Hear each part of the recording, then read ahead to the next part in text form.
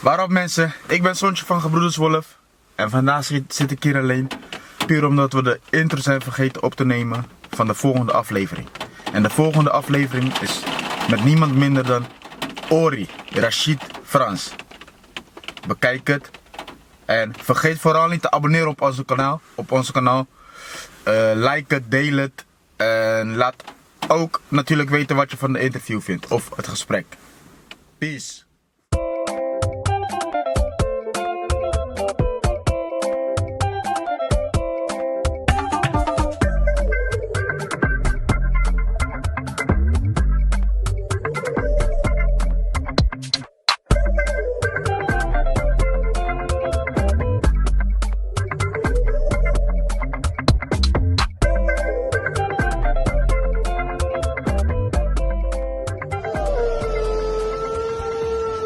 Hallo Ori.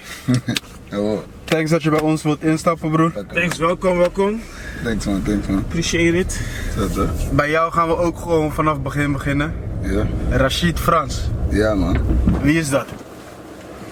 Of wat voor persoon is dat? Salam alaikum. Alaikum salam. Nou, ik ben geen moslim.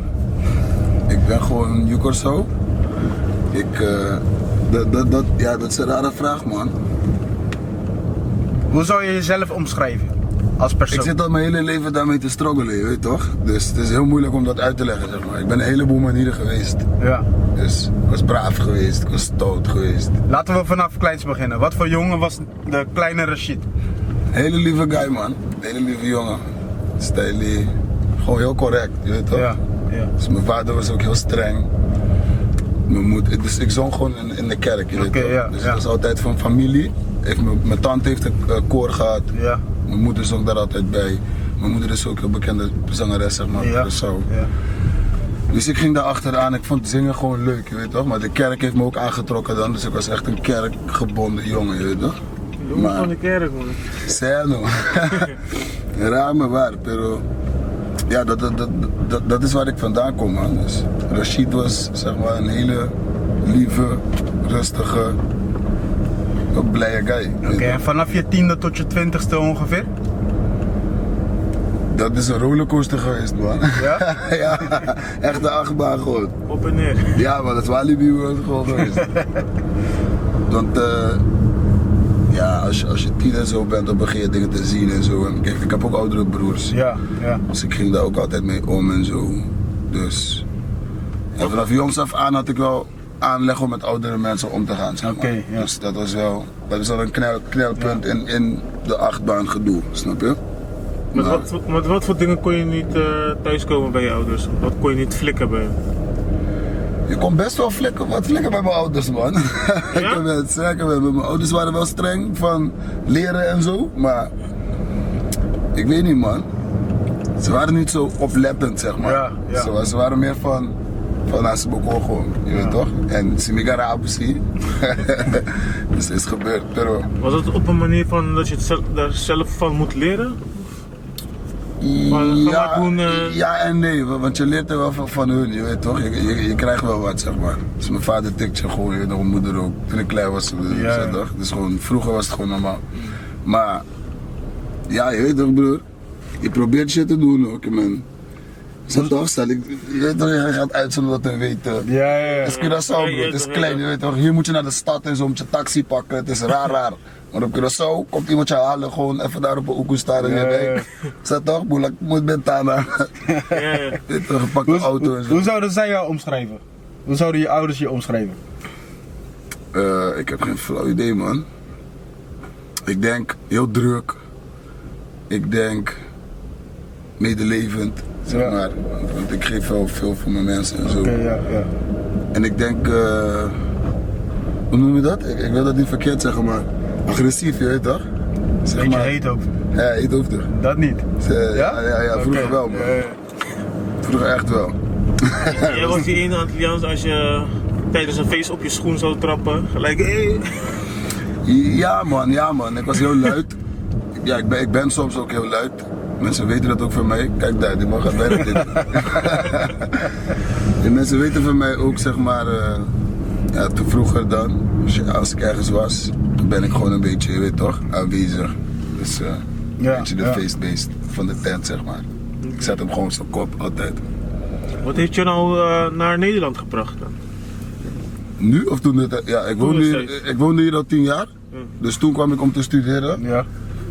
Waarom tussen twee, die aanhalingstekens studeren? Broer, ik zeg je eerlijk, die kwestie van ja, je komt naar Nederland zeg maar, vanuit Curaçao om te studeren en zo, bro. 10% van die kinderen, of van die mensen zeg maar, komen echt om te studeren, je weet toch? Ja. Ja. Vaak komen die mensen hier gewoon omdat ze je weet toch, zelfstandig willen wonen, een beetje studiefinanciering en ze begonnen aan mensen, je weet toch? Dus het is een beetje raar. En toen ben ik hier naartoe gekomen, rechten gaan studeren zeg maar in Utrecht. Ik ben wel naar school geweest, alles. Maar ja, ja. Hoe oud was je toen? 18 of zo, man. 18. Ik en Coco Manjama. Iedereen op Curaçao kent die guy. Hoe was die verandering voor jou? Van Curaçao naar Nederland toe, zeg maar. Het was leuk, though. Het was bewust. Ik en die man hebben plannen gemaakt vanaf Curaçao, zeg maar. Van, kom, we gaan naar Nederland, je weet toch? We gaan een heleboel dingen doen. We gaan wiet roken en zo. Dus het zijn een heleboel dingen, pas als je volwassen wordt, zeg maar, in je jonge volwassen jaren. Ja. Dan begin je sommige domme beslissingen te nemen, je weet toch? Ja. Dus dat was geen domme beslissing om hier naartoe te komen dan. Want uiteindelijk vind ik wel dat ik hier mezelf heb gevonden, zeg maar. Ja. Snap je? Dus vandaar dat ik ook denk dat toen ik terug naar Curaçao ben gegaan, dat het ook heel fout is gegaan, weet je. Oké. Dat is gewoon, dat was de foutste beslissing in mijn leven, man.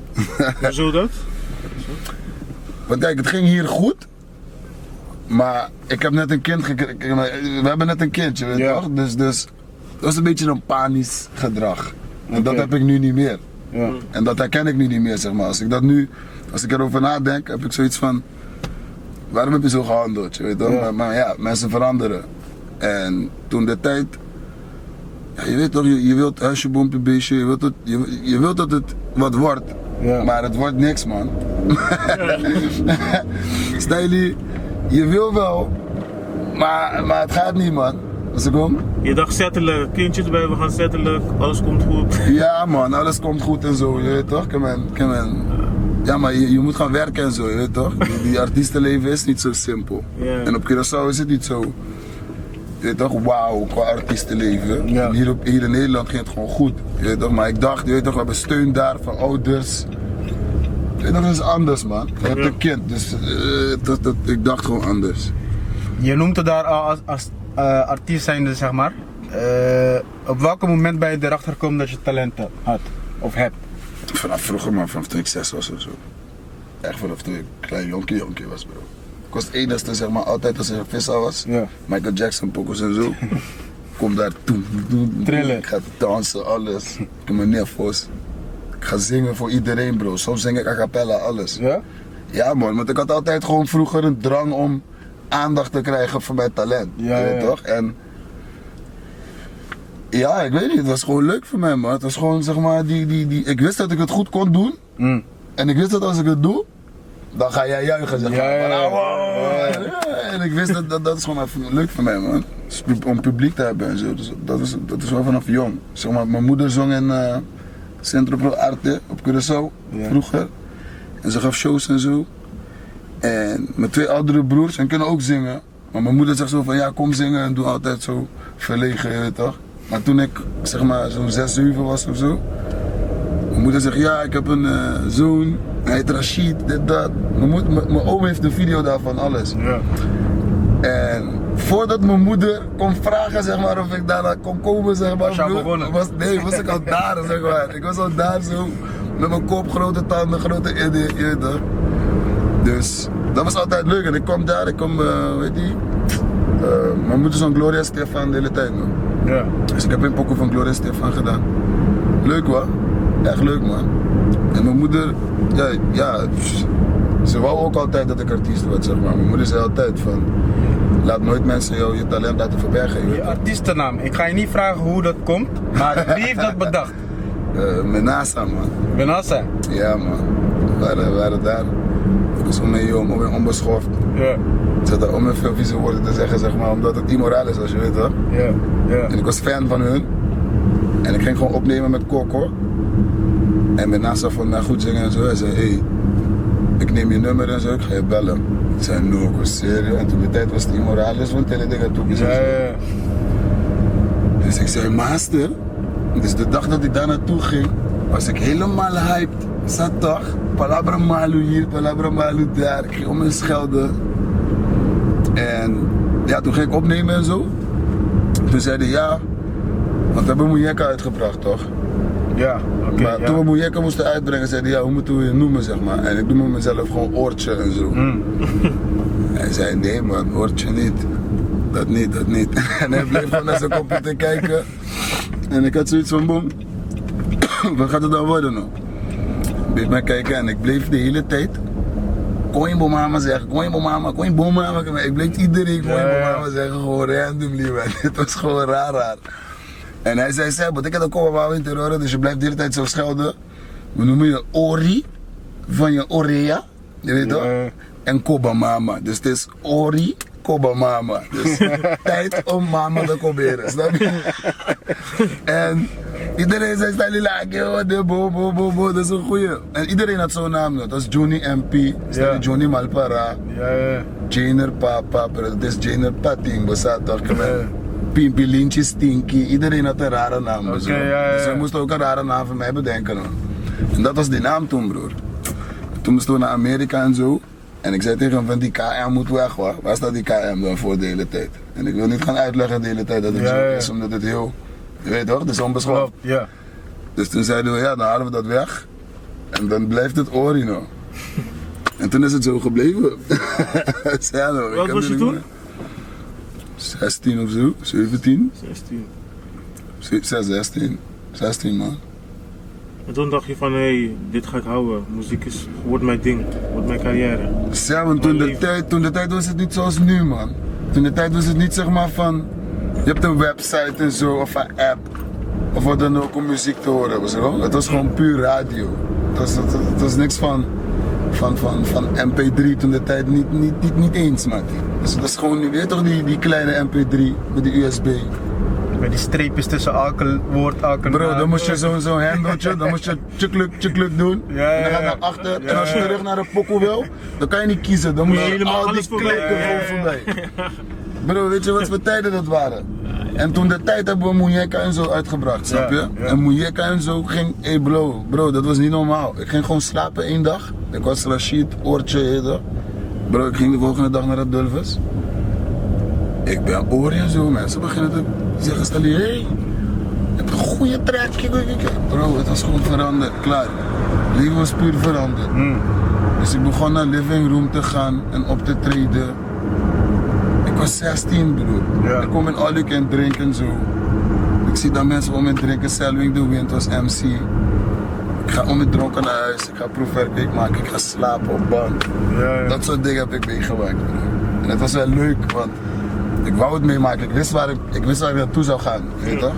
En binnen korte tijd hebben we die deal van Amerika gekregen. Weet je wat ik me afvraag? Want nu, er zijn artiesten gewoon die van muziek kunnen leven en dergelijke. Wat was je eerste gage? De eerste bedrag die je in je hand hebt gekregen door een optreden? 50 gulden. 50 gulden? Ja man. Ja? 50 gulden. Voor een half uurtje? Nee. Toen de tijd zong ik in Emotion. Dat was een band. Ja. En je moest 2 sets zingen. Dus 2 sets van 45 minuten. 50 gulden.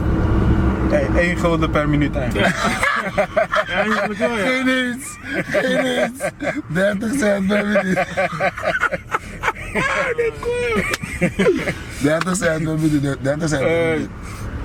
Wauw. Ja, dat is het. 50 gulden man. Ja, en toen de tijd was 50 gulden eigenlijk veel geld. Dus dat weet je toch? Want vroeger was een pak sigaret 5 gulden. Klopt, ja. Nu is het 15 gulden. Ja. Dus als ik het met nu vergelijk, misschien kreeg ik 100 barkje afvoer zeg maar voor mijn eerste show. Ja. Maar ja, het was vroeger leuk man. En Ritmo Combina was ook leuk man, in zo'n bandje zingen en zo. Ja, dat is anders dan alleen optreden. Je hebt al een paar opgenoemd. Maar je hebt ook in verschillende bands gezeten, groepen gezeten.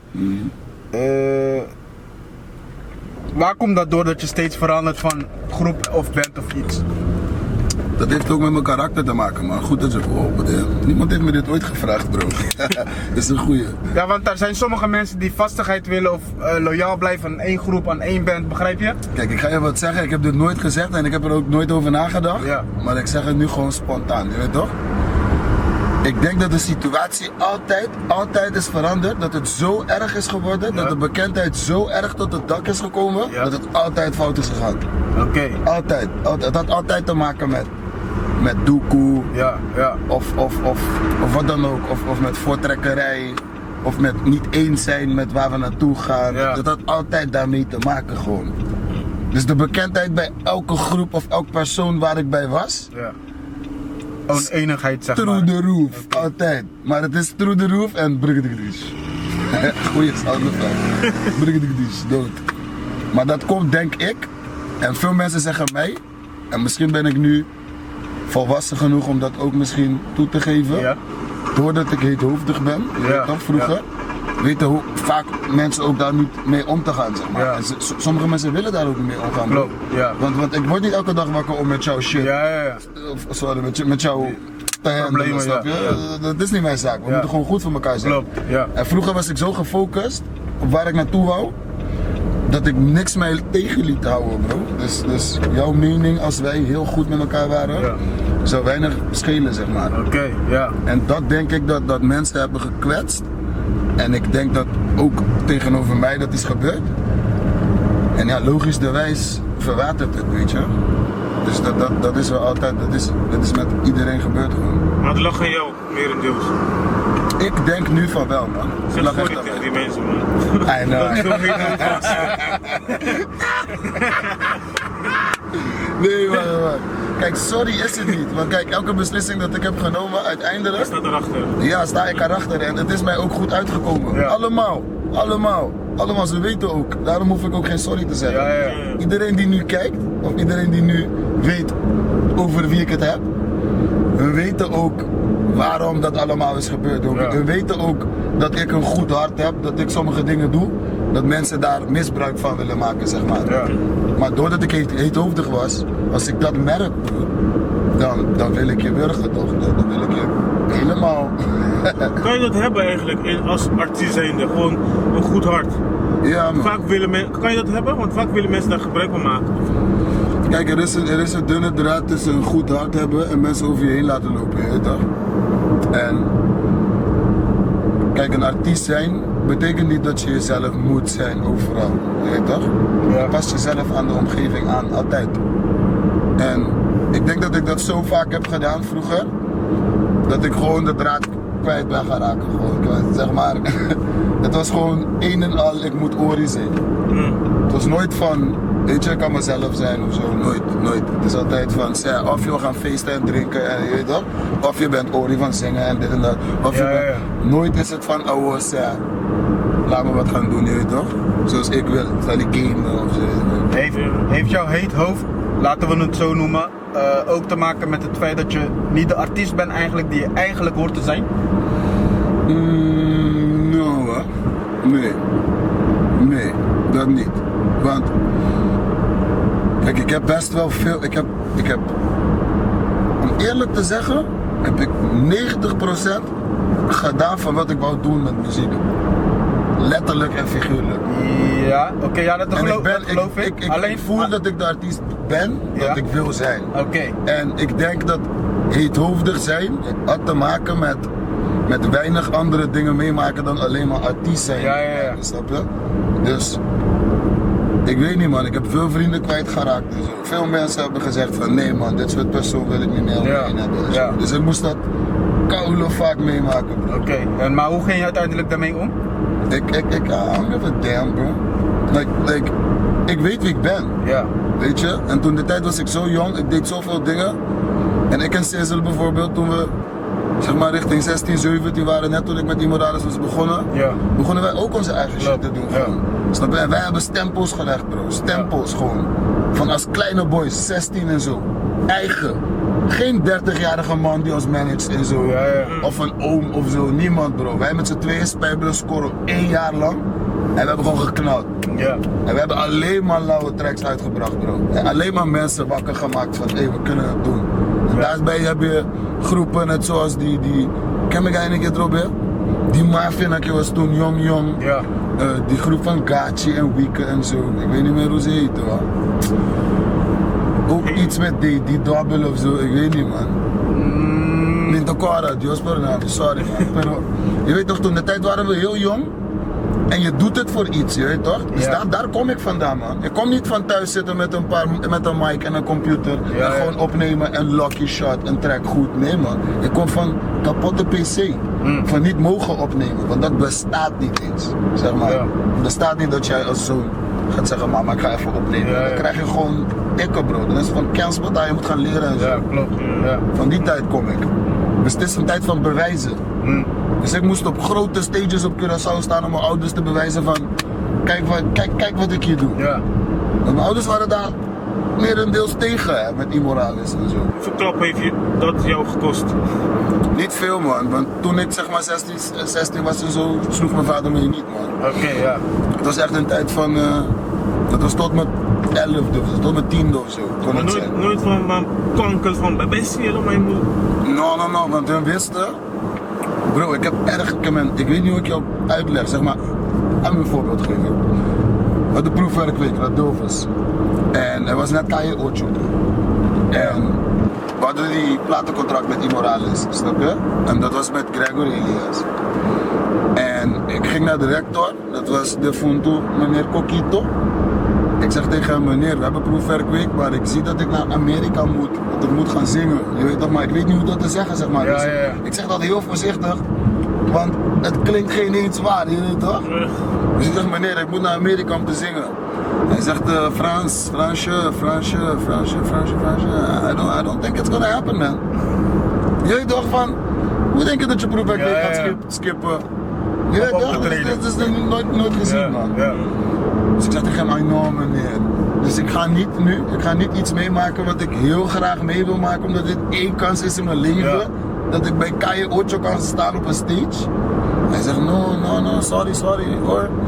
Of zijn het enen. Dus weet je, ik was een vervelende jongen op school. Dus hij had al zoiets van een persoonlijke relatie met je van, hé broer, het gaat hem niet worden. Wat zeg je met hem, hè? En maar ik werd boos, G. We gingen naar zo'n meeting. Iedereen zit daar met naast Wilking, Plomo, Gregory zit daar. We zitten voor te bereiden of praten over Kaye Ocho. Ik zeg tegen jullie, luister bro. Ik kan niet over Kaye Ocho praten. En dat is iets van, hoe bedoel je? Ik zo van, ja, ik ben naar mijn rector geweest en zo. En ik heb gezegd dat ik naar Amerika moet, maar het wordt er niet omdat ik proefwerkweek heb. Bro, ik hoorde gewoon, oh ja, heb je proefwerkweek? Ik zei ja. Oké, is goed. Laat maar zitten. Parkeer dat gewoon en je hoort nog. Bro, voor proefwerkweek krijg ik gewoon te horen, zeg maar, in de klas, aardrijkskunde had ik, bro. Ja, kom Frans, je moet mee. Ik ga even naar de kantoor. Bro, deze man, briefje, koeko. Heel formeel. Stempeltje daar beneden van de wereld. Stel je, deze meneer moet gaan werken. Bro, ik moest gaan leren en zo. In Crown Plaza aan het leren, economie. Ik ging terug. Ik had minder tijd om te maken dan al die andere mensen. Als jij 2 uur had, proefwerkweek, heb ik 1. Ja. Snap je? Dus het was wel even een uitdaging, zeg maar, van je gaat niet zomaar, zeg maar, die treatment krijgen, zeg maar. Dus ik moest hard bikkelen, man. En ik heb het slecht gemaakt, dus wel. Maar ik heb wel lol gehad. Dan kan je Ocho gooien, gisteren de Leeuw gezien, Shakira gezien. Dat is Alles gedaan, bro. Een limousine gereden. Dat is belangrijker, ja. Alles gedaan, bro. Alles gedaan wat ik wou. En het was heel leuk. We liepen rond met agents. Kom bij Ralph Lauren shop. Ik zeg, ik wil die broek, ik wil die polo.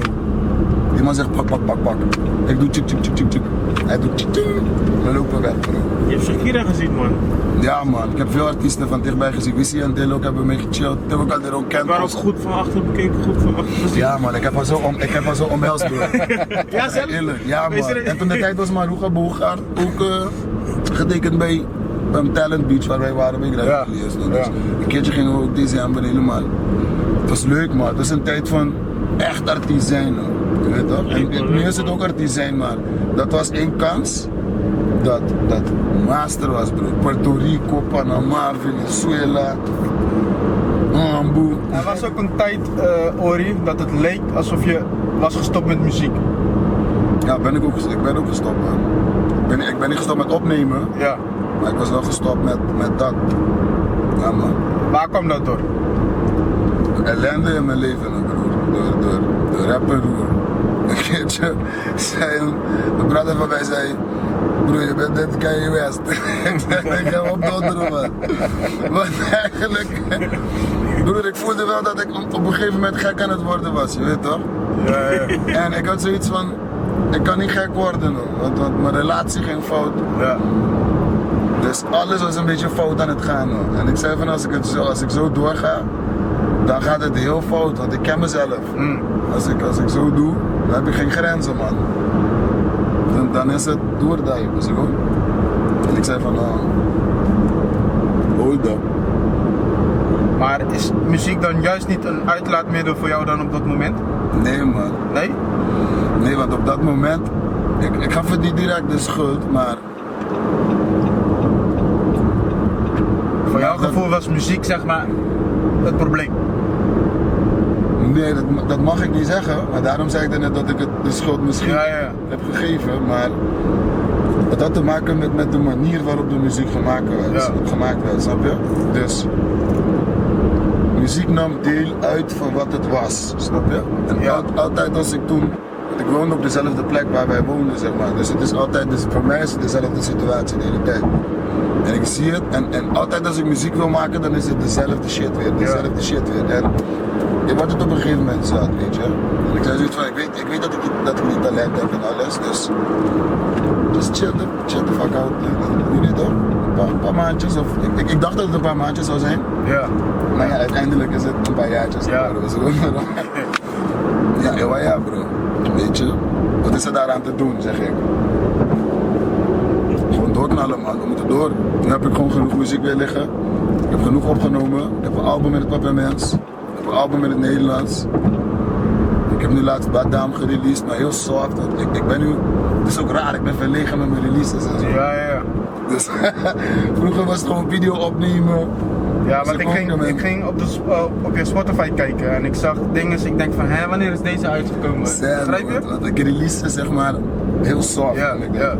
En ja, dat heeft ook te maken met mijn reïntegratie, weet je toch? Dus misschien wil ik dat ook even zo doen, man. Wat is jouw struggle als artiest zijnde?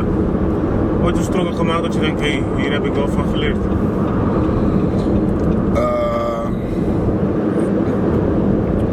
Misbruik maken van dingen, man. Jij of anderen van jou? Wederzijds gewoon, man. Dus misbruik maken gewoon. Dat is... Noem een voorbeeld van beide. Een voorbeeld waardoor jij bent misbruikt en waardoor jij iemand hebt misbruikt. Zeg maar, ik ken genoeg mensen die ik bijvoorbeeld heb geholpen. Tot de dag van vandaag misschien ook al soms, zeg maar, nog help. Ja. Die ooit in het leven mij of hebben genaaid, of zeg maar vals zijn geweest, of iets hebben gedaan aan de hand van hun denken dat ik zo ben, snap je? Dus het is heel raar. Dus hun oordelen mij door bepaalde acties, Ja. welke ik neem omdat ik ervaring ermee heb en ik weet hoe mijzelf te verdedigen. Dus dan neem ik soms beslissingen, zeg maar, dat egoïstisch zijn, maar met een reden, snap je? En als je dat bespreekbaar kan maken, dan kunnen we erover takkie. Maar als dat niet zo is, dan maak ik nog steeds die beslissing, zoals ik jullie daarnet heb gezegd. Ik sta achter al die beslissingen, bro. Dus ik weet precies wat ik doe. Iedereen weet het. Maar hun hebben mij wel gebruikt, zeg maar, Ja. om die juice te kunnen hebben, bro. Ja. Snap je? Ja. En als het met mij is het van, ik heb ook soms kansen bij mensen gekregen. Goede kansen, broer. Goede kansen. Dus belangrijke mensen, dat soort mensen moet ik sorry zeggen. Zeg maar van, sorry mensen. Je weet toch? En hun hebben mij echt gegund. Zeg maar, een biggie stage. Ja. Hier in Nederland, Latin Village misschien of zo, weet je? En dat soort mensen heb ik dan in de steek gelaten. Ja. Waardoor je niet gaan opdagen? Of... Nee. Soms niet eens opdagen, maar... Nee, gewoon Gewoon dan sta jij in het licht dan, in dat donkere licht dan, Ja. van dat jij beslissingen of dat jij acties onderneemt die dan vals of je weet toch, raar tegenover die persoon is.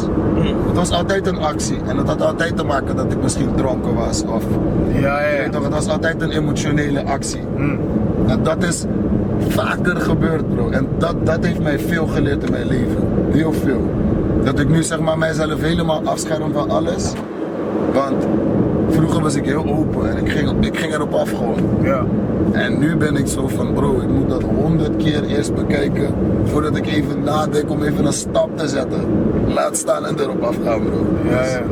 ik heb echt trauma daarmee, man. Dat is echt iets heel ergs in mijn leven geweest, man. Ja. Werk je alleen de mensen om je heen? Zijn allemaal Antillianen gewoon? Nee, man. Echt niet. Ik ben een diverse man, je weet toch? Dus Gewoon Nederlanders of andere mensen? ja, man. Mijn beste vriend is een Koerd. je Maar weet die toch? vechten vaak tegen elkaar. Waar denk je dat dat doorkomt?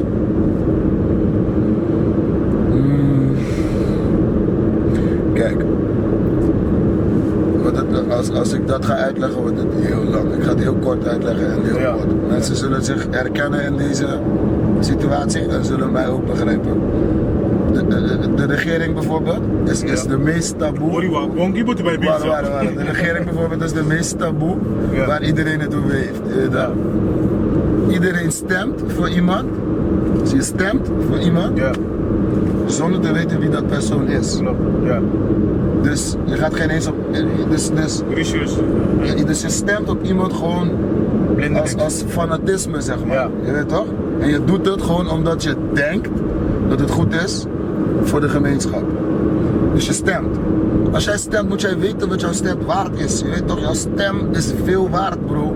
Jij beslist wie die money gaat pakken en wie die positie gaat krijgen van Amit Ja. Amanda. Ja. Als hij dat binnen een jaar niet goed kan doen en ook niet bewijst, dan kan jij zeggen van, oh Amboe, geef hem een kans. Ja. Maar het kan niet zijn dat binnen 3 maanden jij al zegt van, nou, persoon, dat is geen goede politicus, want dan ben je niet realistisch bezig. Ja. Je weet toch? Dan weet je geen eens waar je mee bezig bent, bro. Dan zit je alleen maar mensen een kans te geven om hun af te kraken. Dus beter wordt niemand anders minister-president, broer, want je wordt minister-president zodat je afgekraakt kan worden. Punt uit. Ja. Punt uit. Dat is Curaçao, bro. We houden van elkaar en dat is ook goed, Mattie. Maar we houden van elkaar op een rare manier. Want onderling bijten we elkaar. Vechten we de hele tijd, broer. Maar als er andere mensen omheen zijn, zetten we zo'n façade van we zijn nu Curaçao, wij die king. Ja. Dat vind ik jammer, man. Dat heb ik ook vaak meegemaakt als artiest, man. Ik zeg je eerlijk. Liefde en haatrelatie een beetje. Ja, man. Echt. Ik kan niet slecht over mijn eigen mensen praten. Maar het is wel een kleine waarheid, je weet toch? Dat ik persoonlijk mee heb gemaakt, man, zeg maar. Heel vreemd. Kijk op Curaçao, broer. Je hebt allemaal groeperingen, man. Dus je hebt Portugezen, je hebt Hindoes, je hebt Joden, je hebt Chinezen en dan heb je Antillianen. Het zijn allemaal groepen, broer. Er zijn sommige kinderen wel van die etniciteiten die naar school gaan en de kinderen kennen van die Antillianen. Ja.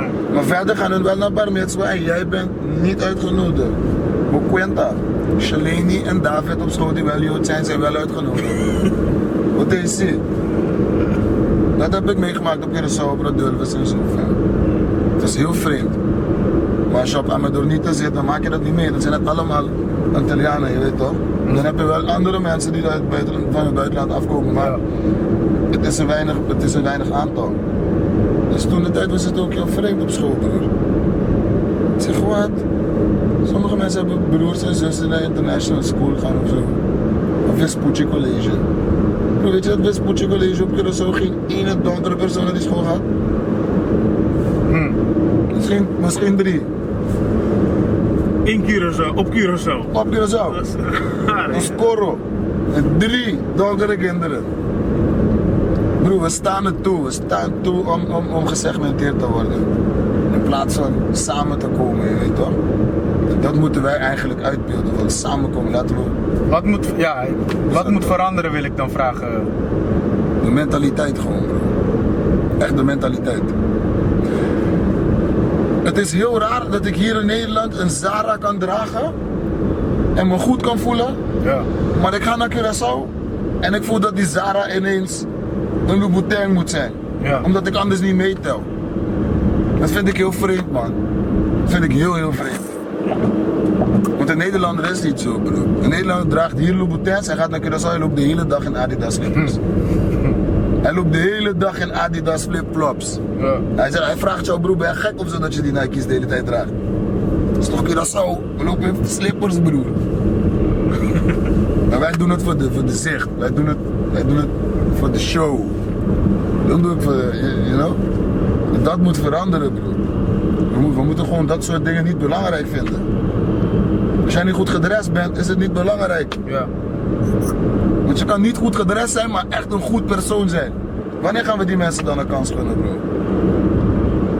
Nee, op Curaçao ben je dan... Jij bent deel. Curaçao ben je, ga je komt ook voor de auto. Zeg maar, je weet toch, je bent niet stoer. Dus niemand gaat, je weet toch? Ja. Nee man, ik ben daar niet van, je weet toch, let's just... Ben jij daar gewoon rustig in? Ja, Je hebt gewoon man. wat je hebt? Ja man, geloof me. Ik had ook tijden dat ik op sofa sliep, broer. Snap je? Ik was een roekeloze man, G. Ik heb heel veel shit meegemaakt, dus het ging heel fout thuis. Ik ging bijna dood, broer. Ik moest naar het ziekenhuis en zo. Mensen hebben mij in het ziekenhuis gezien, alles. Mensen wisten niet wat het was. Ik geef jullie nu die verhaal, je weet toch? Ik ging gewoon een stapje te ver met het feesten.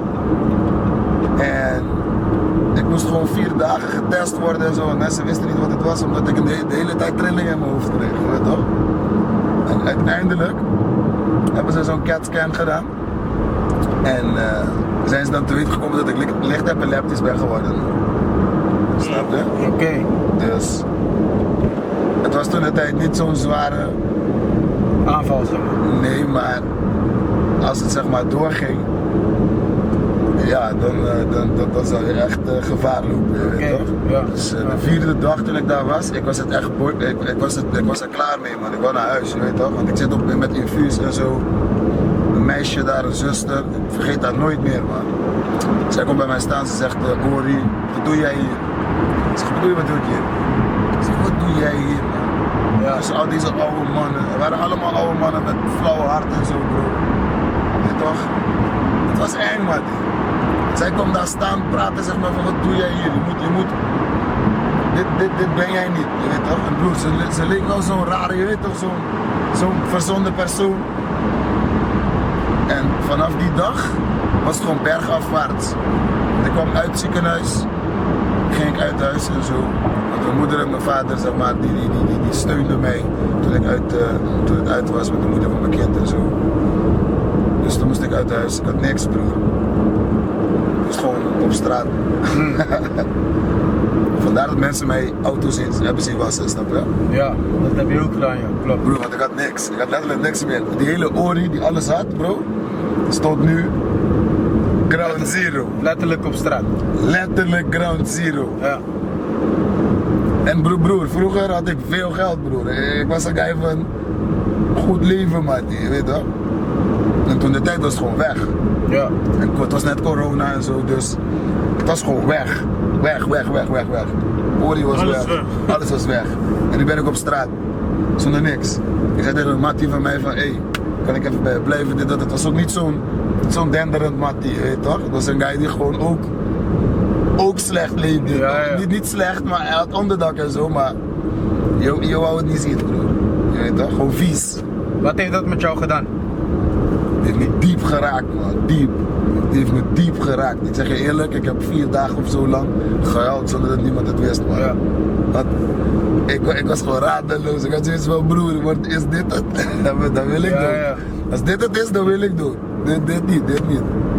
Maar toen, en daarom zeg ik, broer, je moet waarde hechten aan goede vrienden die je om je heen hebt, je weet toch? En dat weer aansluitend, en waar we het daarnet over hadden, zeg maar van, samen moet je het doen, bro. Klopt. Je weet toch? Als ik macho was, of een te gesloten guy was, zou ik vandaag misschien helemaal niet hier zijn.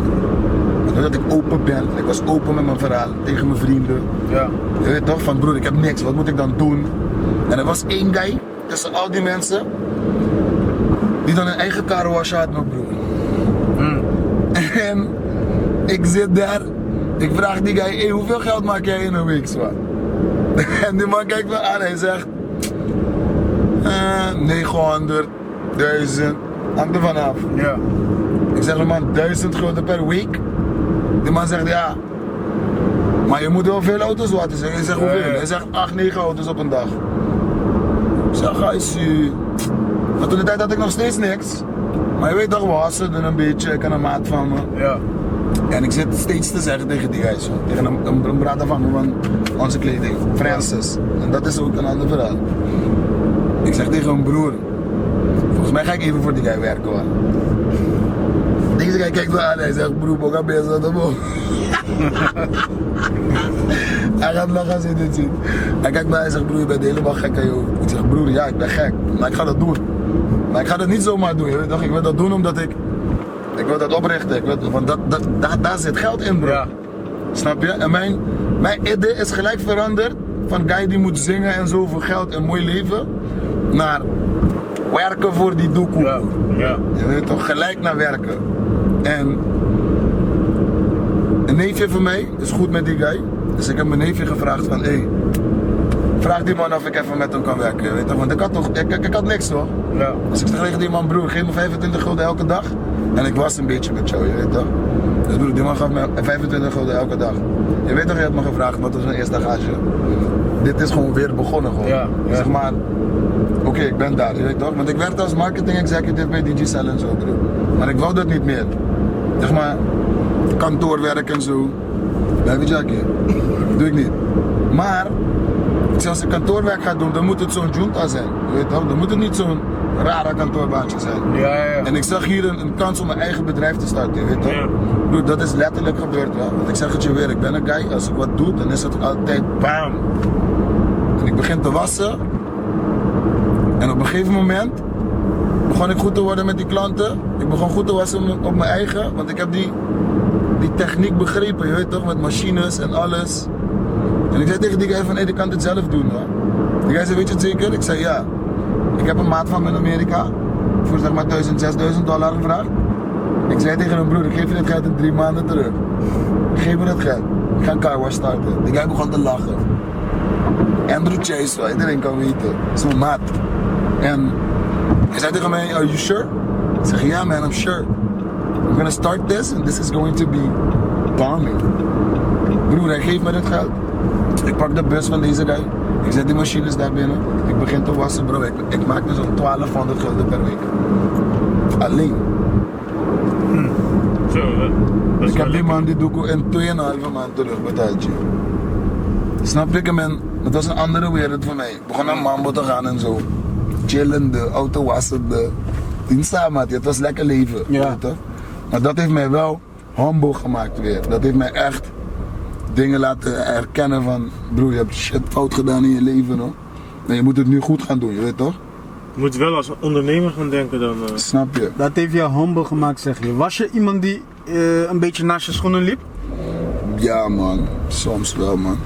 Ja, wel. Omdat voor jouw gevoel was jij die artiest op dat moment. En zoals ik het voorheen heb gezegd, bro, het was vroeger gewoon niet bekend om bekend te zijn. Ja. Dus nu is het gewoon van als je even een Cartier-planga hebt, je hebt een mooie broekje, Ja. je ziet er even goed uit, zet een foto op Instagram en krijg je 3000 likes. Ja. Vroeger was dat niet in de mode, bro. Ja. Vroeger hadden we dat niet. Vroeger was het, je moet op straat gewoon je ding doen. En dat was ik gewoon. Als ik op een stage ging staan, bro, ging iedereen kijken en iedereen zeggen, like, what the. En toen de tijd had ik geen autotune en zo. Het was gewoon puur artiest zijn. Al die andere guys weten het ook, man. Het was echt puur energie wat je moest brengen. Want je had geen platform om jezelf te verkopen ook. Klopt. Los van die stage. That's it. Real. Ik was er, bro. En daarom denk ik dat ik zoveel uithoudingsvermogen heb, man, broer. Dus zeg maar dat ik ook een paar jaartjes rustig kan blijven en dan weer gewoon bezig kan zijn. Want je raakt de draad nooit kwijt, no, Mattie. Die clip van Change. Is dat een waar gebeurde verhaal? Van jou? Ja? Kijk broer, stel je mensen kennen mij misschien. Ja. Maar mijn verhaal is niet meer in het doofpotje of zo, Ja. zeg maar van zij, we weten het niet. Misschien. Ja. Laten we gewoon heel eerlijk met elkaar zijn. Ik heb gewoon dingen in mijn leven gedaan, misschien. Ja. Ik heb shit meegemaakt gewoon en ik ben niet trots op alles, maar ik ben wel trots op de persoon dat ik vandaag ben, je weet toch? Ja. En wat ik nu heb gedaan voor mijn dochter, denk ik dat ik voor mezelf al lang moest doen, je weet toch? Maar ik kon dat niet doen omdat ik geen lobby voor mezelf had op zo'n gebied. Oké, ja. Het was alleen maar genot, het was puur alleen maar drinken, wijven.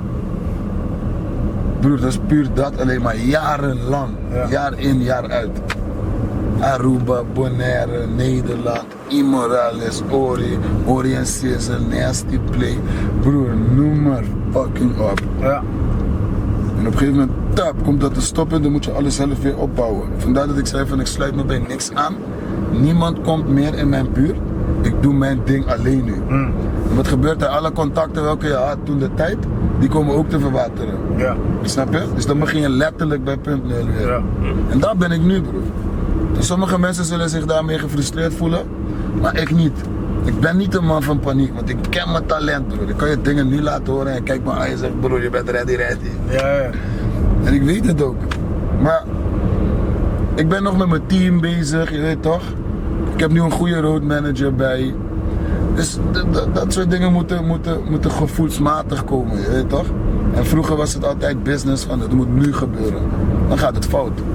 Snap je? Je moet echt een goede team hebben, man. Want met een goede team kom je gewoon vooruit. That's it. Kan je nu, iedereen die het gemaakt heeft, broer, heeft een team. Ik weet het. Want ik zie het ook op de achtergrond. Ja.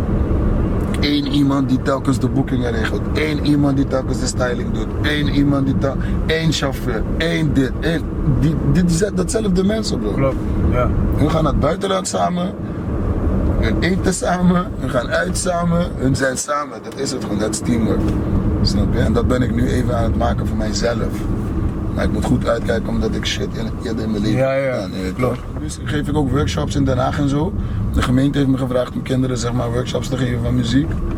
En ik doe dat als alleen naschoolse activiteit zeg maar, met de kinderen. Ja.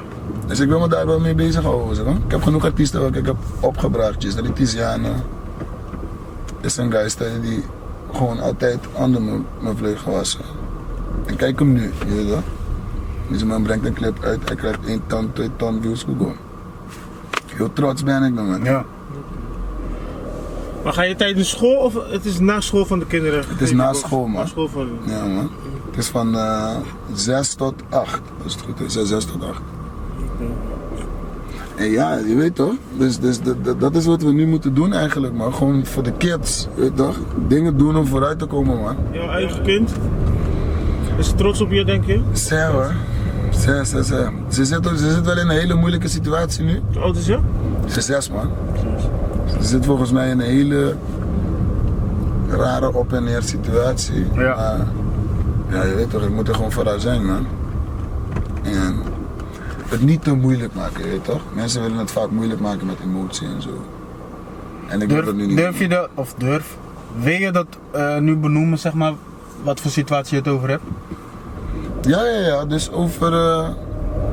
Dus Want je hebt wel eens dingen op Facebook geplaatst, ik heb ze gelezen. Dan heb je... Kijk, dat van Facebook, broer, dat van Facebook, ik zeg je eerlijk. Ja. Ik ga het nu zeggen ook.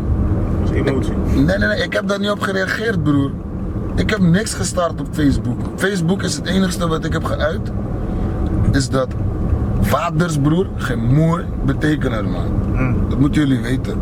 Zijn jullie vaders? Ja. Ja, toch? Ja. Jullie zijn samen met de moeder van je kind, toch? Helaas niet. Helaas Althans, niet. niet helaas, maar... Oké, dan kan je misschien meeleven, broer, dat vaders geen moer betekenen, broer. Wij moeten 3 keer zo hard werken om wat te bewijzen en dan word je nog betwijfeld. 100. Snap je? 100. En ik ben er echt klaar mee, no, snap je? En ik ben er zo klaar mee dat ik heb er geen eens energie om erover na te denken, broer. Want het is zo onlogisch hoe weinig rechten je hebt als een vader. Ja. Dat je gewoon meegesleept wordt met om een slechte vader of zo te worden, hoor. Dat voel ik. En je moet 15 keer je best blijven doen om dat goede vader te zijn. Anders word je meegeslepen, broer. En dan ben je een guy die niet aanwezig is, die niks geeft. Ja. Want ze gaan je niks vragen. Dus ze wachten op het moment dat ze hun vragen van, hey, heeft hij jou wat gegeven? Nee, hij heeft nog nooit wat gegeven. Ja. Oh, wanneer hebben we gecommuniceerd, snap je? Dat is niet nu mijn zaak, want dat is helemaal los ervan. Ja, Maar ja. ik ken andere verhalen die gewoon zo zijn, bro. En nu zit mijn dochter in een situatie van, ik wil dat mijn ouders samen zijn, maar ik snap wel dat ze niet samen zijn. Ja.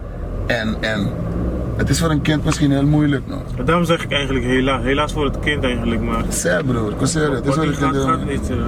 Zeg, ik heb ook zoiets van. En nu heb ik ook zo'n gevoel van, broer, het is ook niet een iemand om naast mij te zijn, snap je? Ik respecteer iedereen in hun waarde. Hoe denk je dat een vader en een moeder met elkaar moeten omgaan na een breuk, zeg maar? En dan echt in het belang van het kind. Of kinderen. Heel open, waar broer. Ik ken een guy, want ik heb veel mensen gesproken, chick. Ik had hier heel veel problemen mee, man. Want de communicatie tussen mij en de moeder van mijn kind is gewoon min 0,15.000. Ik heb min. Deze guy zegt tegen mij, broer, je moet wel kunnen begrijpen waarom je uit elkaar bent gegaan. En je moet kunnen begrijpen gewoon, broer. Op het moment dat je begrijpt, moet je gewoon heel open zijn. Jullie moeten als broer en zus worden, man. Ja. Dat is het gewoon. Je wordt familie van elkaar zonder seks te hebben en zo. Je weet toch, je wordt familie van elkaar, broer. Je moet om elkaar geven en zo, want je hebt iemand hier Klopt. waar je samen om moet geven. Hoor. Ja. En men begrijpt dat niet, snap je? Men denkt dat we gewoon apart moeten kunnen doorleven en dan ook er voor het kind zijn. Nee man, ik zie het nu gewoon. Dat kind weet gewoon van, dit is niet normaal. Hier wordt het dit gezegd en daar wordt het dat gezegd. Ja. Het is niet iets van, kijk, want ik heb geen probleem dat je een partner hebt. Zo, doe wat je wil, maar als we samen zijn en zo, moeten wij communiceren. Het is net alsof je met je zus of je broer bij een festival bent, toch? Ja. Jij kan een vriend hebben, maar je zus of je broer is belangrijker dan je vriend. Dus niet om te zeggen dat ik belangrijker ben dan die partner, Ja. maar om communicatie voor het kind, zo moet je het in het patroon zien. Want je moet het samen voor dat kind doen. Ja. En jouw partner, welke je op dat moment hebt, heeft er eigenlijk geen moer mee te maken, broer. Hij of zij draagt alleen maar bij aan wat jullie twee aan het doen zijn. Snap je? Die partner kan morgen weg zijn, maar jij bent er. Maar jij bent er voor altijd. Ja, toch. We kunnen miljoenen partners hebben, maat hier. Ja, Maar het kind blijft. Ik blijf. Dus wat we hebben gedaan, blijft. Denk je... ja, het ligt sowieso aan de communicatie. Barkie, broer. 100. Echt 100. Denk je dat het te maken heeft met hoe jullie uit elkaar zijn gegaan? Nee, want kijk, ik kan een klootzak zijn geweest. Maar zij is ook, in mijn situatie, om eerlijk te zijn, Ja. zij communiceerde gewoon helemaal niet, snap je? Haar manier van communiceren was online. De hele dag, altijd. Ze kon veel beter typen dan ze kon praten. En dat is te begrijpen. Maar ik kan veel beter praten dan typen. Dus toen ik heb gemerkt dat de communicatie fout gaat en niks gaat veranderen hier, begon ik ook een beetje te kloten, snap je? Dus ik ben daar heel in, man. Je moet de situatie kunnen begrijpen om het te kunnen verwerken. Ja. En ik heb daar lang over gedaan, broer. Een jaar of zo. Om dit allemaal uit te kunnen puzzelen van waarom ik het heb gedaan en waarom het zo is afgelopen, snap je? Ja. En ik weet waarom ik een klootzak voor haar ben geweest. Omdat zij ook niet mijn eigen wensen tegemoet was gekomen. En zij weet het ook drommels goed. Snap je? Dus vandaar dat ik het nu helemaal anders zie. Nou. Ik zie dat ik een kind heb gemaakt. Ik ben niet meer met de moeder van mijn kind. Maar ik moet het nu zo doen, snap je? Maar de vibe van de breuk, Ja. hij weet het ook. Iedereen die uit elkaar is, weet het ook. Dat blijft en is en blijft door. En als je dat begrip niet hebt, dan gaat dat niet weg. En mensen willen bullshitten van co-parenting en shit, man. Ik ken sommige mensen die echt co-parenten, man. Mensen die een sleutel hebben gekocht van het huis waar hun kind slaapt. Ik heb het op papier zo. Ja, zo, dat gaat wel Wat werk ik er, man? Als er iets gebeurt een dag, no? En je moet daar binnen koeken. Ik zit nu precies in dat wat je nu benoemt, zeg maar. Ik heb Zou je dat 2 willen? kinderen met 1 dame en zij heeft gewoon sleutel van mijn huis. Broer, ik zeg je eerlijk. Als we het nu over begrip hebben, moeten we wel begrijpen. De emotie om niet iemand een sleutel te kunnen geven, is dat ik bang ben dat jij mijn vrouw gaat neuken. Snap wat ik bedoel? Dat moet je real weten. Als ik precies weet wat ik doe en ik heb aangegeven van, hé luister, dit en dit en dit zijn mijn grenzen en jij mag dit, laten we dit samen gewoon zo doen. Oké, jij wilt dit hebben omdat het zo goed is, let's do it dan. Maar ik heb mijn regels, broer. Snap je? Het kan niet zo zijn dat je daar 6 uur komt naar werk en je vindt die guy daar aan het zitten, aan het eten, heel chill. Nou, daar is de sleutel niet voor. Ja, oké. De sleutel is er voor emergencies. Snap je wat ik bedoel? Ja, oké, dus je oké. behoort helemaal hier niet te zijn, broer. Ja. Maar je hebt wel de sleutel van ons huis. Als ik je hoor praten, broer, en ik kan het me voorstellen, je praat met pijn. Niet eens pijn. Je praat met pijn, broer. Emotie. Met. Hebben frustratie, broer. jullie misschien geprobeerd om een tussenpersoon, via een tussenpersoon te regelen? Nee, kijk, alles wordt gewoon geregeld, broer. Ja. Alles wordt letterlijk geregeld. Je moet echt geen dingen zeggen, broer, dat je niet weet. Ja. Want men weet niet hoe de situatie is, snap je? Toen ik dat heb geschreven van geen gezag en zo hebben, dat is true, bro. Dat is true to true, man. Dat is de meest ware wat er bestaat gewoon. Hoe kan ik weten dat ik gezag van mijn dochter moet vragen als ze geboren werd? Hoe kan ik dat weten, broer? Ja. Mensen zeggen, ja, je moest het weten. Normaal, hoe moest ik dat weten? Heb ik een handleiding gekregen toen ik een kind heb gemaakt in Parijs met haar? Heeft iemand mij een handleiding gegeven? Heeft iemand mij een handleiding gegeven? Van hé, dit is een handleiding, zo ga je een kind maken. Dit is allemaal wat je aan moet vragen. Dit zijn de stappen. Heeft iemand dat met jou gedaan, broer? Nee, man. Dus kom geen bullshit praten, snap je? Ik heb liefde voor iedereen met hun meningen, maar geen bullshit praten. Er zijn sommige dingen wat je gewoon goed kan oplossen. En goed met elkaar gewoon, je weet toch? Niet alleen maar dat doen omdat je het zo wil hebben en give a damn about what you want to think, want ik wil dit. Nee man, dat is ook egoïsme toch? Dus we komen van een breuk omdat iemand egoïst is geweest. En nu word jij ook egoïst. Dat slaat ook nergens op, maar die gezag, of je dat wel of niet doet. Blijf dat zelf kind- doen, bro. Ja, blijf zelf. Het gaat gewoon dat je samen moet communiceren. Of je Klaar. nou gezag hebt over dat kind of niet het kind. Je moet gewoon goed kunnen takkie, bro. Dus eentje is de moeder, de andere is de vader, klaar. That's it. En ik zeg je eerlijk, je ziet het terug in de kinderen, man. Dat ziet is sowieso. Dat is sowieso. Weet je hoe jammer dat is, wanneer je dat ziet? Wanneer je de verdriet ziet, of wanneer je de woede ziet, wanneer je het meemaakt. Dan is het heel anders dan die mensen die tikken thuis, broer. Want dan maak jij het mee. En dan wil je daar iets tegenover doen, je weet toch? Als jouw kind iets aan het meemaken is, dan ga je toch niet zitten met je handen gekruist. Stel je, nee, Ja. komt goed. Broer, als je dat doet, dan naar mijn aanzien ben je geen goede ouder nog. Nou broer, mijn dochter heeft me gebeld en gezegd, papa, je bent de belangrijkste persoon in mijn leven.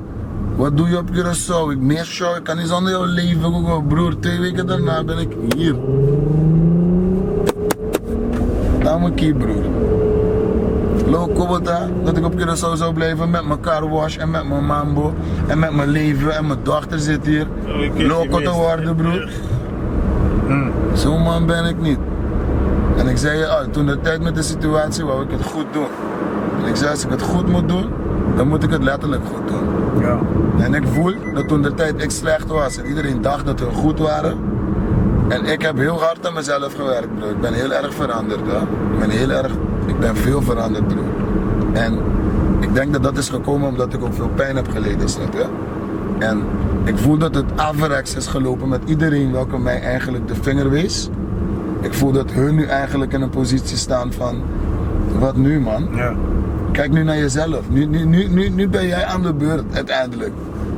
Want uiteindelijk komen we allemaal aan de beurt, broer. Want als je dit doet, broer, dan wijzen 3 gewoon naar jou. Hoe is Den Haag ontstaan? Oh, doordat hij bij mij aan het slapen was toen de tijd. Stel je, Chucho had een concept hier. Ja. En Jehan was ook hier voor Aruba-dag en zo, volgens mij. En we waren bij mij, bij Kees van Dongen daar. Ja. En Chu zei tegen mij, jullie moeten een track samen maken. Ik zei Seno. En sowieso, ik en J.R. hebben een track toen de tijd gemaakt. Zeg maar. We waren van, oh baas, ik ook. Toen zei man, jullie moeten dit doen. Het gaat aanslaan en we gaan goede feesten geven. Ik zei, Bono, Piggy kan bij mij blijven. En het was gewoon één dag dat hij Jasper opbelde en zei van, hey man, we moeten een track maken. Jasper stuurde de beat. Pam, pam, pam, yo. Op een master, hoor. Hoe we samenstellen dat doen is raar. We zitten ook zelden in de studio samen. Ja. Maar het is ook weer magisch als dat gebeurt, hoor. Er komt nu wel een vervolg, zag ik. Ja man, er komt Nijmegen. Ja. En het is heel grappig, hoor. Want toen de tijd was ik smoorverliefd. Ja. En ik zei altijd dat ik dat daarna ga, hoor. Ja. En daarom heeft hij het zo gedaan, hoor. Den nacht niet daarbij. En het was ook vroeger bekend dat we... Oké, ja. Was ik ook? En nu is het Nijmegen, omdat Jay onze mensen ook van Nijmegen Klopt, komt, ja. betekent veel voor hem. Ja. En naar mijn gevoel is het dan van, ik moest niet naar Den Haag gaan, ik moest gewoon Klopt. thuis blijven. Ja. En in mijn geval is het ook een beetje hobby te vergelijken, snap je? Ja. Want ik voel wel dat ik te snel met de moeder van mijn kind heb gehandeld. Oké, Ik voel wel ja. dat allemaal te snel is gegaan.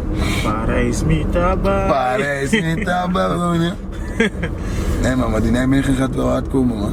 Ik weet het zeker. Bro, welke woorden of zinnen heb je voor de mensen die een beetje down zijn? En eventjes niet meer weten wat ze moeten doen nu met hun leven, carrière. Wees niet bang om opnieuw te beginnen, hoor. Dat is sterk, kort en krachtig gewoon. Kijk, opnieuw beginnen hoeft niet te betekenen dat je iets weggooit, snap je? Ja. Opnieuw beginnen hoeft niet te betekenen dat ik niet meer dat heb wat ik had. Want jij hebt het ook. Ja. Dat ben jij. Ja. Je bent het vandaag toch? Maar je gaat wat anders doen. Dus dit houdt niet op. Ja. Je begint alleen maar opnieuw met wat anders. En we kunnen multitasken, maar je leeft één leven, je weet toch? Je kan geen schizofreen zijn. Dat schizo zijn is niet goed. Maar opnieuw beginnen betekent dus alles wat je nu hebt opgefokt, zeg maar, alles wat nu een beetje slecht gaat, zet een zipper op dat en gebruik alle skills en alles wat je hebt geleerd van al die fouten en begin met een nieuwe bagga, man. Ja. Gewoon nieuwe bagga, bang. Awo, en enthousiast ook. Niet van, gewoon die commissar, Standje, kan je me helpen? Ja. Ik voel me down. Nasa, fuck dat, broer. Nieuwe bagga van, oh, Standje, wil je er helpen aan me? Ja. Snap ik heb Junta nodig, broer, kan je me niet helpen? Ja. Ik heb cv hier en zo, je weet toch, stuur door en zo. Begin mensen te zeggen dat ik werk zoek. Ja. Dan krijg je werk, bro.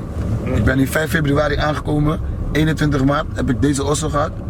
Sorry, 11 maart heb ik deze osso gekregen. 21 maart ben ik begonnen bij Vodafone Ziggo. Ja. Tot de dag van vandaag, broer. En nu heb ik jaarcontract. Een mooie osso. Ik wil gratis MB's. Nu krijg ik, broer. Kijk, Moet wel betalen. ja. Je moet wel betalen. Volgens mij 30 euro of zo. Nee man, maar ik zeg je eerlijk, het gaat gewoon goed, man. Nu heb ik tijd om mijn muziek te doen ook. Ik zit bij Zurich. Ik en Chaika hebben ja, ook pokkels ja. gemaakt. Dus ik en Chaika hebben ook een hele goede pokken nu op de radio op Curaçao. Ga horen als jullie dat willen horen. Dit Addicto. Dus ik zeg je eerlijk, man. Naar mijn aanzien is het nu aan het gebeuren en nu is het goed aan het gebeuren. Je weet toch? Ja. Zonder roekeloosheid. Zonder. Met grenzen. Met een nieuwe start. Ja, met respect en zo, man. Je weet toch? Nieuwe Oh, het start, is nieuwe start. ietsjes maas, man. Bij 73. Hoe zou je je dochter motiveren? Wat voor woorden zou je je dochter geven als je haar... Mijn dochter weet wat ik zeg. Wat is een D? Je weet toch? Je moet een D zijn, man. Je moet aan zijn, niet in de zin van die ghetto gedrag, je weet toch? Maar je moet actief in het leven zijn, proactief ook. Nu komt er trouwens een video in mijn hoofd. Welke video? Jij was het toch? Ja, toch? Welke video? Was ook daarna, of ergens in ieder geval. Oh, die viraal ging? Ja! Ja, dat was de dag dat ik mijn dochter heb verrast, man. Ja. Het is de dag dat ik hier ben aangekomen. Ja, herinner ik mij weer. Ja, man. Was ook was leuk, man. Ja, ik heb dat gedaan omdat ik een videoclip ook met haar zou maken. Ik heb het ook gemaakt. En je weet toch, voor mij is het gewoon speciaal, man. Dus die clip staat gewoon online omdat ik het gewoon echt wou doen met mijn dochter. En je ziet geen performance shots, niks. Je ziet alleen maar ik en mijn dochter aan het spelen, je weet toch? En voor mij is het gewoon persoonlijk zo gemaakt, man. Ik heb het ook gemaakt voor iedereen ook die zeg maar, dat soort dingen met hun kinderen meemaken. Ja. Dat hun ook gewoon een pokoe hebben, dat hun aan kunnen zetten en zeggen van... Sorry, op kunnen zetten en zeggen van, je weet toch? Ik laat even los, man. Ja toch, ja man. Je weet toch? Ik sta er helemaal in, man. En ik help nu ook andere mensen. Ze berichten mij, ik spreek kapot veel mensen, bro, die helemaal problemen hebben zonder osso en zo. Ik help hun. Dus ik stuur hen naar die instanties. Ik probeer een advies te geven. Sommige van hen willen die mensen doodmaken, bro. Dan zeg ik, nou, dat is gewoon gevoelsmatig emotie nu, man. Laat het gewoon even los, weet je. Maar ik vind dat prachtig van mezelf nu, man. Dat ik dat, zeg maar, kan geven. In plaats van alleen maar goed muziek of zo.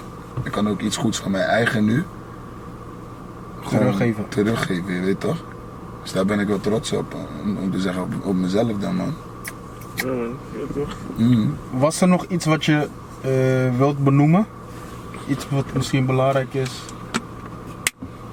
Nee man, ik wil gewoon een shout-out geven, want veel mensen hebben me niet gehoord, een lange tijd. Ja. Ik wil een shout-out geven naar iedereen die gewoon daar voor mij was. Je weet toch, en weet wie hun zijn. Ik ga geen namen benoemen en zo. Ik bedank iedereen ook gewoon voor alles wat toen de tijd is gebeurd, je weet toch? Maar nu is dit een nieuw begin, man. Je weet toch, conceptueel gaat het in het Nederlands voor clubmuziek zijn. Op Curaçao gaat het love muziek zijn. Dus we gaan alles gewoon gepast doen, man. Ja. Ori van Curaçao is gewoon de Ori die iedereen kent. Van Pins Ribabo, van Nasty Play en zo, je weet toch? Van Markeren. Dat is Ori van Curaçao. En voor Nederland is het ook Pichang of Pichang, je weet toch? Hier is het gewoon vissen. We gaan dat gewoon maken. En die concept ga ik gewoon naar voren brengen nu als echt gevestigde artiest, je weet toch? Laatste vraag, voor mij dan. Nasty Play, staat er al een datum vast? Want ik heb iemand gezien die van de week postte van volgend jaar. Maar ik ga geen namen noemen en zo, maar ik heb het gezien. Staat er al een datum vast, Nasty Play? Voor één keertje nog. Kijk broer. Nasty Play is een heel ander verhaal, maar ik sta er sowieso open voor. Ik heb het nou ook gezegd, broer. Ja. Ik ben een man van, again. Ja. Het is nu niet van, nou, fuck dat, want het is van de mensen willen dat. Ja. Let's give the people what they want, je weet toch? En ze hebben een voorproefje gedaan, laatst op Curaçao heb ik gezien. Want toen waren allemaal daar. Ja. En ik heb begrepen dat het een beetje goed is gegaan, man. Dus ja, ik kijk er naar uit. Oké. Ik weet precies wat ik met de mensen kan doen. Dus het staat wel gepland in ieder geval, ja. Ja. Om je antwoord te geven, zeg maar. Maar ik kan nog niet zeggen wanneer. Oké. En ik zou wel zeggen dat het een hele grote show wordt, man. Dat wel. Mensen moeten echt... je weet toch, we zijn de grondleggers In wel, Curaçao man. of hier in Nederland? Het wordt een...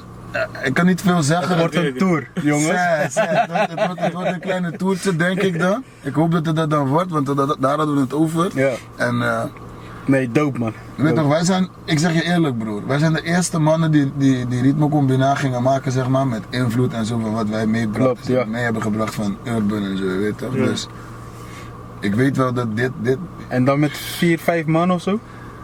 met 4 man gaan we zijn. Ja, man. hè? Ik weet niet wat echt de bedoeling is, maar ik heb begrepen dat we met 4 man zullen zijn. Maar sowieso hebben we steun nu van de originele Nasty Play van nu sowieso. Oké, ja. Ja. Dus daar niet van. Dan hebben we gewoon een plek. Dus ik denk wel dat het een leuke show gaat worden, man. Ja, man. Waar moeten de mensen jou volgen dan, om zulke dingen in de gaten te houden dan? Instagram is gewoon Ori Music. Is dan Ori en dan MUZIC. Ja. Sowieso ben ik apart, je weet toch? Dan vind je mij ook op TikTok. Dan vind je me met mijn dochter en zo. Gaan we dansen, we dansen, we maken goede video's. Ik maak ook soms van die comedy video's en zo. En Spotify moet je ook checken, man. Dan zit ik Ori gewoon. Ja, alle platforms gewoon. Moet je gewoon Ori zoeken, man. Dan komt hij wel boven. Ik heb daarvoor gezorgd nu. Ga Spotify checken, man. Deze man loodt op zonder te promoten. Hij loodt stiekem op. Ga Spotify checken, man. Nee, ga checken. Ik heb laatst nu Badam gereleased. Is echt een goede pokoe. Ik heb het gemaakt namens iedereen op Curaçao die dan de saus heeft. En iedereen hier in Nederland die dan die saus gebruikt. Ja. Maar dan niemand erbij betrekt. ja, dus het is wat het is, man. Je weet toch? Dus, nee, je weet toch, positive vibes wel, maar ik heb het zo positief mogelijk willen brengen. En ja, het is wel een tune, man. Ik vind het wel een tune. Mensen horen die tune zeggen tegen mij van het is wel hard. Dus ga die tune checken. En jullie sowieso bedankt, man. Broer, jij bedankt. man. Broer, ik hoop dat al je wensen uitkomen. I see. Maar vooral dat de band tussen jou en de moeder van je dochter gewoon iets sterker, minimaal iets sterker wordt. Zeg maar dat het voor je dochter ook gezond wordt. Jawel, man, daar streven we ook naar natuurlijk. Het is niet dat wij zeg maar gewoon daar zitten van het is shit Ja. en zo laten. Dus Maar is het wel kost de wens. tijd. Het kost Ja, tijd. het kost sowieso tijd en ik zeg altijd, je kan elkaar niks afdwingen, je Ja, weet toch? Je klopt. moet gewoon alleen maar elkaar de ruimte geven en het gewoon tijd geven en ja, een begrip gewoon, je weet toch? Ja. En ik denk, de manier waarop alles nu aan het lopen is, broer, ik heb er geen twijfels over, man. Ik zeg je eerlijk. Ja. Het gaat niet... Ja, dan. Hey, dit willen we zo. Broer, thanks ja. Thanks. Ja, man. Peace out. Dit is die koert. Hey, broer. Ik zit in een interview, ik heb je genoemd, man. Mensen, vergeet niet te abonneren als je nog niet geabonneerd bent. Mijn naam is Dio. Ik ben Sontje. Ja, man. Broeders Wolf. Dit was Ori. Ori, man. Je weet. Rustig. Peace out. Hier, boe.